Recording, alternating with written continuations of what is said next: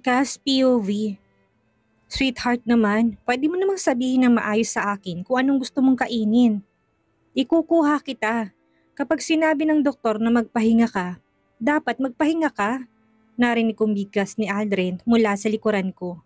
Mukhang simula ngayong araw, magiging parang anino ko na siya. Which is, mabuti na din yon para hindi siya kung saan-saan nakakarating. Wala nga akong maisip na gustong kainin eh. Saka hindi naman sinabi ng doktor na bawal akong lumabas ng kwarto, no? Nakaingos kong sagot sa kanya. Hindi na siya sumagot pa bagkos tahimik na lang siyang nakasunod sa akin. Hanggang sa nakarating kami ng kusina. Pagdating ng kusina, kaagad ako naghanap ng makakain. Tahimik lang na nakamasid si Aldrin sa akin. Hinahayaan niya lang ako maghalungkat sa loob ng ref which is pabor sa akin. Wala bang foods? Naiinis ko ng tanong sa kanya. Actually, marami naman ako nakitang lutong pagkain dito sa loob ng ref. Pero hindi ko gusto. Para bang may hinahanap ang mga mata ko na hindi ko maintindihan? Ano ba kasi ang gusto mong kainin? Sabihin mo na lang at ibibigay ko. Kaagad niyang sagot sa akin. Nagmamaktol naman ako na paupo. Hindi ko din alam kung anong gusto kong kainin eh. Pero isa lang sigurado ako. Nagugutom ako. Ano bang dapat? Any suggestions? Tanong ko sa kanya. Napansin ko naglakad siya patungo sa ref at binuksan niyon. Ilang saglit lang may nilabas siya na kung ano-ano at isa-isang nilapag sa mesa. Alin ang gusto mo? Kung gutom ka na, eto na lang muna para makakain ka na. Bigkas niya at isa-isang binuksan ng mga Tupperware nilabas niya mula sa ref. Kagad na bumungad sa akin iba't ibang putahin ng mga pagkain. Ayaw ko ng leftover, baka sumakit ang tiyan ko. Sagot ko sa kanya sabay iling. Hindi ito leftover, mahilig talaga magluto ng maramihan ng kusinera dahil anytime may dumadating na mga bisita dito sa mansyon. Kaagad niya namang sagot sa akin. Muli akong umiling. Kahit na, ayaw ko niyan. Itsura pa lang, nakakasuka na eh. Sagot ko sa kanya. Puro may sarsa kasi mga pagkain nilalabas niya mula sa ref. May mga tomato sauce ang iba at ang iba naman, halatang may ingredients na soy sauce. Hindi naman ako maarte pagdating sa mga pagkain noon, pero hindi appetizing sa paningin kong mga pagkain na makukulay. Eto lang ang meron sa ref eh. Ano bang naisip mong kainin? Kung magluluto pa tayo, mas matatagalan. Hindi ba't gutom ka na? Malumanay niyang tanong sa akin. Natigilan naman ako at seryoso siyang tinitigan. Bilib na ako sa taong ito. Parang haba na ng pasensya niya ngayon ha. Parang wala na rin siyang balak patulan ng inis ko. Bored tuloy ako. Parang gusto ko kasi siyang makitang magalit eh. Lalo siyang pumupogi sa paningin ko. Sa isiping yun, lihim akong natawa. Sinipat ko ng tingin si Aldrin mula ulo hanggang paa habang may naglalarong ngiti sa labi ko. Ipagluto mo na lang ako ng kahit na hotdog at itlog tapos dalhin mo sa kwarto. Doon ako kakain. Nakangisi kong sagot sa kanya sabay tayo. Napansin ko mabilis naman siyang napatangot kaagad na binuksan ng freezer ng ref. Kaagad naman naglakad ako palapit sa kanya at mula sa likuran niya, mahigpit ko siyang niyakap na labis na ikinagulat. Hey, ano nangyari? Akala ko ba? Gusto mo magluto muna ako? Narinig kong tanong niya sa akin. Hindi naman ako nakaimik pa bagos pinikit ko lang ang aking mga mata habang nakalingkis ako mula sa likuran niya. Parang ayaw ko ng hotdog at egg eh. Parang gusto ko ng restaurant na lang kakain. Mahina ako sagot sa kanya habang nakapikit. Narinig ko naman na mahina itong pagtawa. Kunwari ka pa eh. Gusto mo lang yatang gumala. Natatawa niyang sagot sa akin. Kagad naman ako napasimangot. Hindi naguguluhan kasi talaga ako kung anong gusto kong kainin eh. At least kapag sa resto tayo, marami akong choices ng food na makikita doon. Marami akong mapagpipilian. Malambing ko sagot sa kanya. Okay, fine. Kung gusto mo sa resto kakain, dadaling kita doon. Magbihis na muna tayo kung ganon. Lalo ka na, nakangiti niya sagot sa akin. Mabilis naman akong bumitaw sa pagkakayakap sa kanya. Kaya naman ginawa niyang chance yon para maisara niya ng ref at mabilis akong hinarap. Ikaw talaga, yan na ba yung paglilihis sa naririnig ko? Ang aga naman yata sweetheart, nakangiti niyang tanong sa akin. Hindi naman ako nakaimik dahil wala naman akong idea sa paglilihi na tinutukoy niya. Basta isa lang din ang gusto kong gawin ngayon. Gusto kong maglambing sa kanya. Gusto kong maramdaman ang pag-aalaga niya sa akin. Wala kang choice kung hindi sundin ang gusto ko. Hindi ba't nag-promise ka sa akin kanina na ibibigay mo lahat ng gusto ko? Nakalabi kong tanong sa kanya. Pabirong pinisil niyang ilong ko bago siya sumagot. Yes, at seryoso ako doon. Promise, hindi na kita gagalitin. Hindi ko na hayaan pa magtampo ka sa akin. Nakangiti niyang sagot sa akin. Kilig na kilig naman ako habang nakatitig sa gwapo niyang mukha. Oo, aminado ako na talagang nagtampo ako sa kanya nitong mga nakaraang araw. Pero bawing-bawi naman siya ngayon. Kita mo nga, nasa tabi ko siya ngayon at kitang-kita ko naman sa mga mata niya na mahal niya ako. Susundin mo lahat ng gusto ko? Seryoso kong tanong sa kanya. Nakangiti naman siyang tumango. Yes, promise. Simula ngayong araw, ikaw lang ang boss ko. Nakangiti niyang sagot sa akin. Ah, grabe, ang cute naman ng mister ko. Tuwang-tuwa akong bigkas at hindi na ako nakapagpigil pa. Hinawakan ko siya sa magkabilaan niyang pisngi, kasabay ng malakas na pagpisil. Ouch! Sweetheart, masakit! Reklamo niya sa akin kasabay ng paghawak niya sa magkabilaan kong kamay. Malakas naman akong natawa dahil doon. Tahimik ako nakaupo sa passenger seat habang abala si Aldrin sa manibela. Ramdam ko ng gutom at parang gusto ko ng pagsisihan. Naniyaya pa siyang lumabas para kumain sa restaurant. Dapat siguro pinagtiyagaan ko na lang ang kung anong pagkain meron sa mansyon eh. Hanggang ngayon din kasi iniisip ko pa rin kung ano nga bang pwede kong kainin. Ang layo pa naman ng bayan. Mabuti na lang at hindi masyado matraffic ang lugar na to. Kung hindi baka mas lalo kaming matagalan. May naisip ka na ba kung anong gusto mong kainin? Narinig kong tanong ni Aldrin. Wala sa sariling napatitig ako sa labas ng bintana ng sasakyan. Ano ang may sasuggest mo? Hindi ko kasi talaga alam eh. Naguguluhan kong sagot sa kanya. Napansin ko na tigilan siya at inihinto ang sasakyan sa gilid ng kalsada. Hindi mo pa rin alam kung anong gusto mong kainin? Abat, mahigit 1 oras na tayo dito sa loob ng kotse at hanggang ngayon wala ka pa rin maisip? Nagtatakang tanong niya. Hindi ko naman mapigilan ng mapabuntong hininga. Fine, bibilhin natin ang lahat ng klase ng pagkain na isisinuserve ng isang restaurant. Dikas niya't muling nag-drive. Ilang minutong pagdadrive din ang ginawa niya at napansin kong tinigil niyang kotse sa tapat ng isang Chinese restaurant.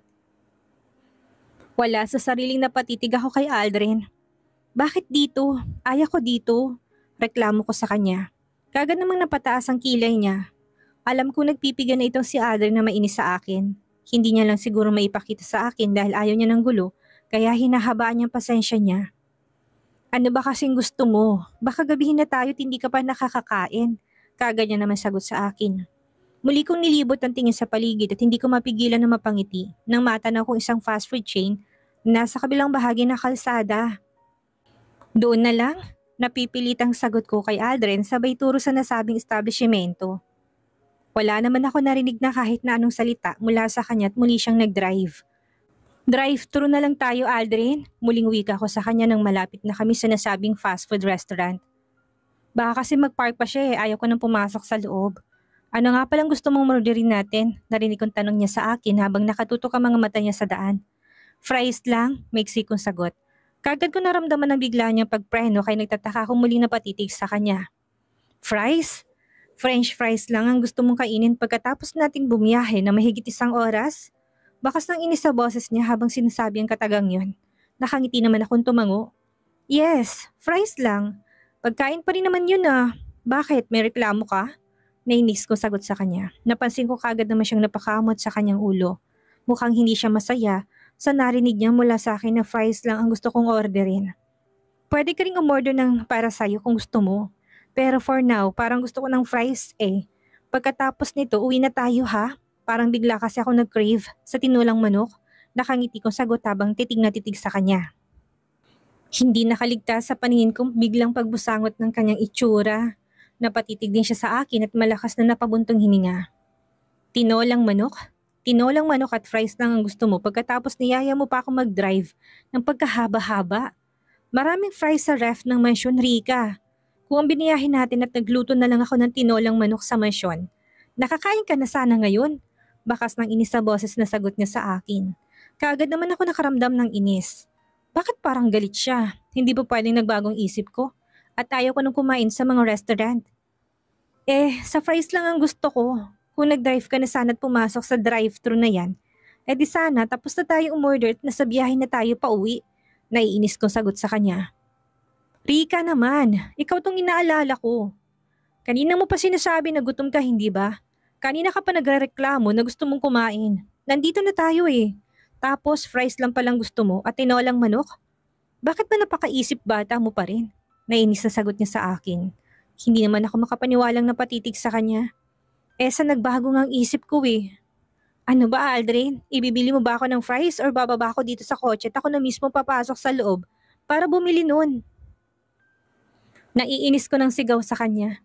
Ang sakit kaya ng mga pinagsasabi niya. Akala mo naman nakagawa ko ng mortal sin sa mga pinagsasabi niya sa akin ngayon eh.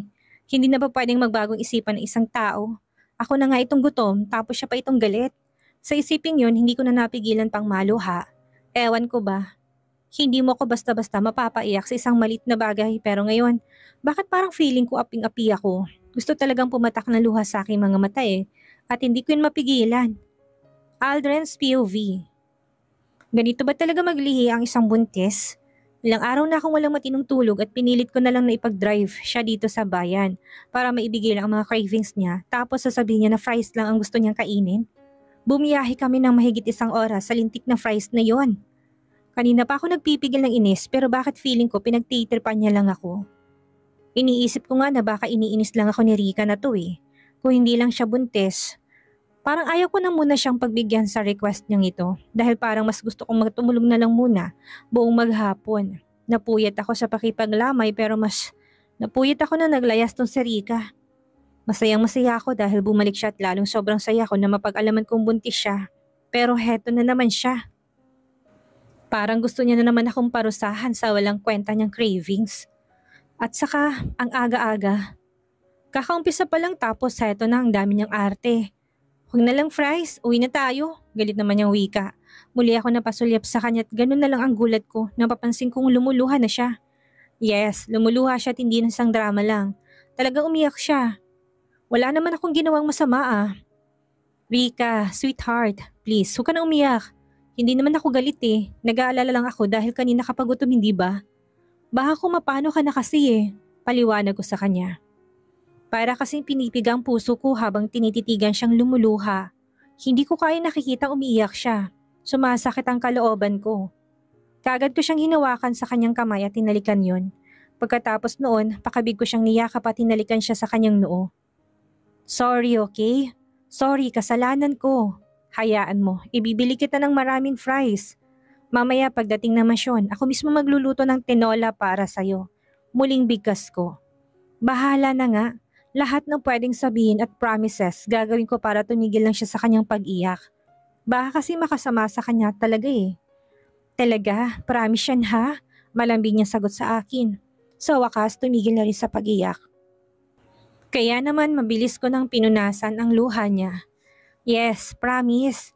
Nakangiti ko sagot sa kanya sabay binigyan ko na siya ng mabilisang halik sa labi. Napansin ko matamis siyang napangiti sa akin na nagbigay naman ng kasiyahan sa puso ko. Muli ako nag-drive papasok sa drive-thru. Kailangan na naming bilisan kung hindi gagabihin na talaga kami nito sa daan. Halos alas 4 na ng hapon at hindi pa kumakain tong si Rika. Pagkatapat ko sa window, kung saan sasabihin ng order, hindi lang fries ang in-order ko. Sinamahan ko ng iba't ibang klaseng pagkain na nasa menu nila. Actually, in-order ko na kung ano man ang nasa menu nila. Lahat yun, kasama ng dessert. Talagang dinamihan ko para hindi sayang ang biyahe namin. Kaysa naman umuwi kami ng walang dala. Gutom itong si Rika at umaasa ko na baka kapag nasa biyahe kami, kakain din siya. Kabisado ko nang mabilis magbagong isipan niya, kaya naman dapat na maging handa ako. Dinagdagan ko na rin ang fries na gusto niya. Magsawa siya sa fries. Huwag lang niya akong iyakan dahil hindi ko nasunod ang gusto niya.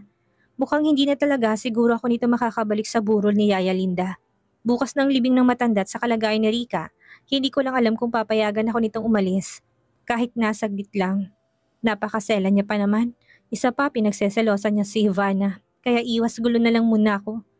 Ewan ko ba, kung may gusto man sa akin si Ivana, hanggang doon na lang yun dahil wala na akong balak na tumingin sa ibang babae. Sapat ng isang makulit at mataray na Rika sa buhay ko. Pagkatapos ko umorder, nag-drive ulit ako papuntang waiting area. Sana lang talaga mabilis ang serving nila dahil halos alas 5 na ng hapon at abuti na talaga kami ng dilim sa labas. Aldrin, bakit ang dami mong in-order? Bakas ng pagtataka sa boses ni Rika na tanong niya sa akin. Muli ko siyang hinarap at tinawakan sa kamay.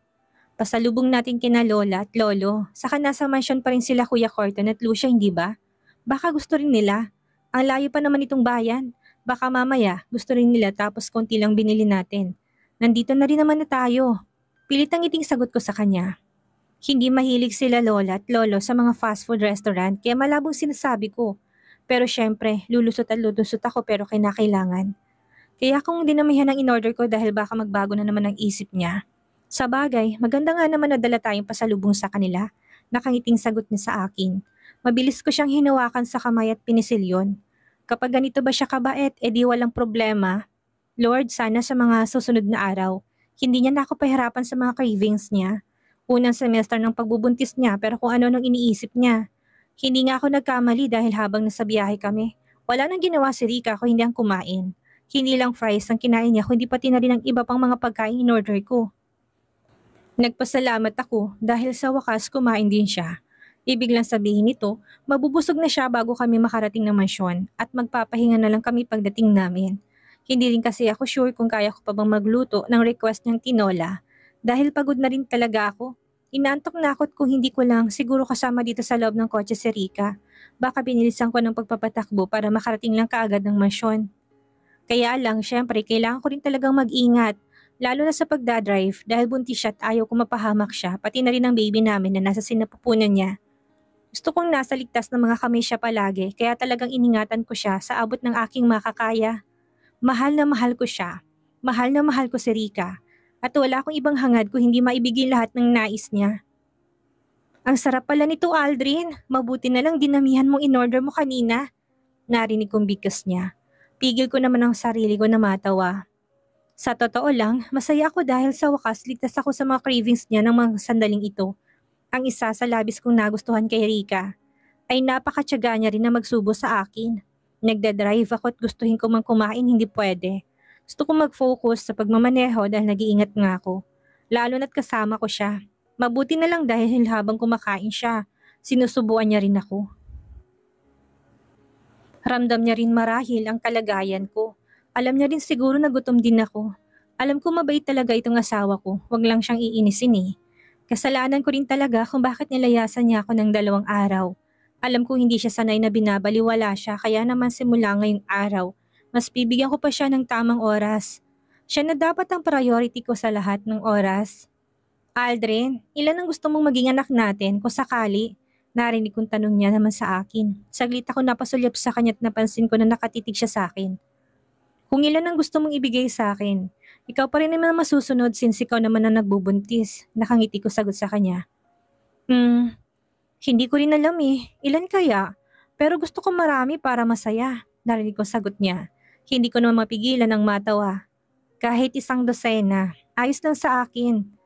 Sa laki ng lupain natin at sa dami ng mga pali na inaani dito sa asyenda, kayang-kaya natin silang pakainin at hindi talaga sila magugutuman.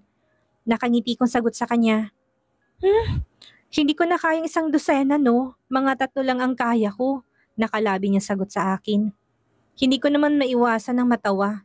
Madami na pala sa kanya ang 3 anak.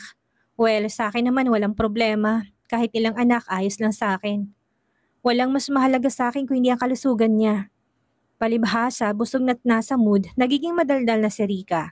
Kung ano-anong salita nang lumalabas sa bibig niya. Talaga bang hinahanap mo ko nang bigla akong hindi umuwi?